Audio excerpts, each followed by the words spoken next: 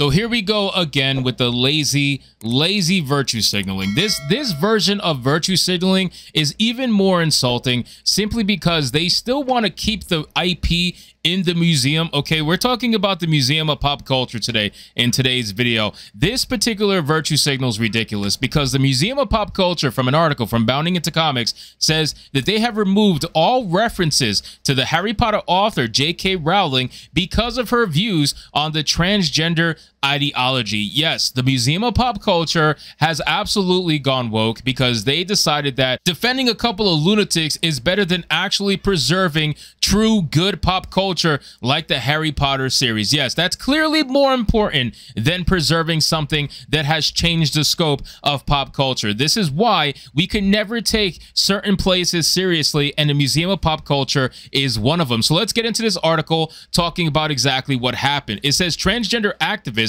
and Seattle's Museum of Pop Culture, MoPOP, project manager Chris Moore has revealed the museum is erasing every trace of Harry Potter author J.K. Rowling due to her super hateful and divisive views on transgender ideology. In a fairly lengthy blog post titled "She Who Must Not Be Named," Transgender Museum of Pop Culture project manager Chris Moore, who admitted to being a board member of the Seattle Trans and Non-Binary Choral Ensemble and ex-Harry Potter, confirmed the museum's decision to remove the trans exclusionary radical feminism turf author for being too vocal on her super hateful and divisive views. This is a big way of saying that they can't handle any opposing viewpoint. They can't handle any opposing ideology. They don't want to even entertain it or have a discussion, and they are trying to not only keep the work of J.K. Rowling and not actually mention her by name, which is very insulting for any artist who busts their ass and actually does work like J.K. Rowling. But again, this is supposed to be a museum, okay? This is supposed to be a museum of pop culture. So you were supposed to be actually trying to preserve certain aspects of pop culture and to try to pretend as if Harry Potter is not a major milestone, to try to pretend as if J.K. Rowling didn't do something incredible for pop culture for a lot of people growing up. You are ridiculous, okay? You are absolutely stupid, and you don't actually deserve to be a museum. You should not be able to actually do anything related to preserving artwork or pop culture because you've decided that ideology is more important than actually doing what you're supposed to be doing, which is insane. So it says her transphobic viewpoints are front and center these days, but we can't forget all the other ways that she's problematic. And are they not problematic? I consider them more problematic than J.K. Rowling.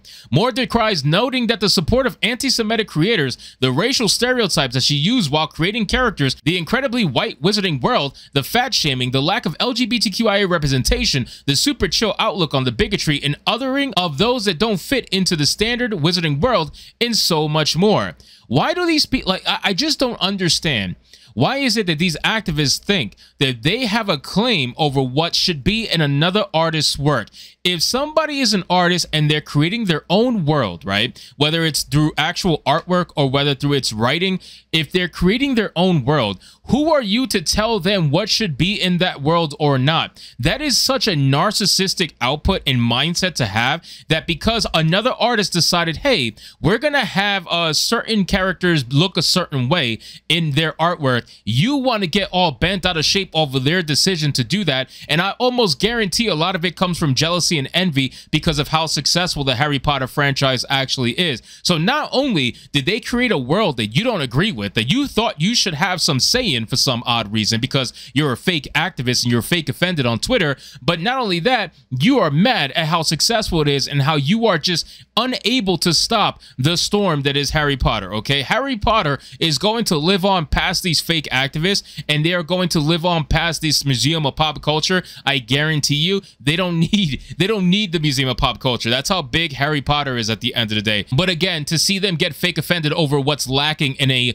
fantasy world that they supposedly say these characters don't matter. They say these characters, they're not real, so it doesn't matter what they look like, but all of a sudden it does matter when those characters are not gay, when those characters are not black, when those characters are not fat. All of a sudden now it matters. You know what I'm saying? saying? It's such a stupid and completely moronic and hypocritical outlook, but that's how these people are at the end of the day. So it says, Moore does point out, however, that the museum has kept all artifacts from the Harry Potter films in fantasy worlds of myth and magic gallery, declaring they're there and trying to dance around it would make me look like a bigger hypocrite. Long conversations are being had and had a lot of considerations about what to do with problematic people and content because instances like this are going to keep happening, he further asserted, confessing that his position of manager influenced the curatorial team and categorized the erasure of the author from the Harry Potter exhibit as he proceeds to explain the process behind the team's decision-making once someone outs themselves as holding terrible ideology. So he's considering himself to be the arbiter of truth, okay?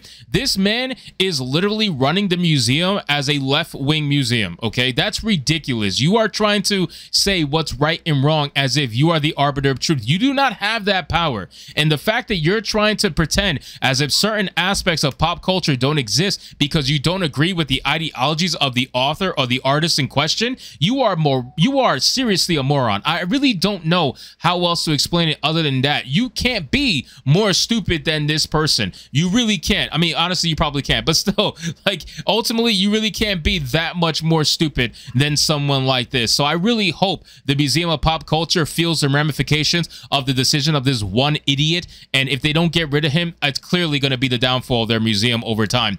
So it says, while the Harry Potter series is a major player in the pop culture sphere, we wanted to give credit to the work of the actors, prop makers, and costume designers in our fantasy gallery. Moore explained, we learned that You Know Who was a problem, which is why you'll see the artifacts without any mention or image of the author.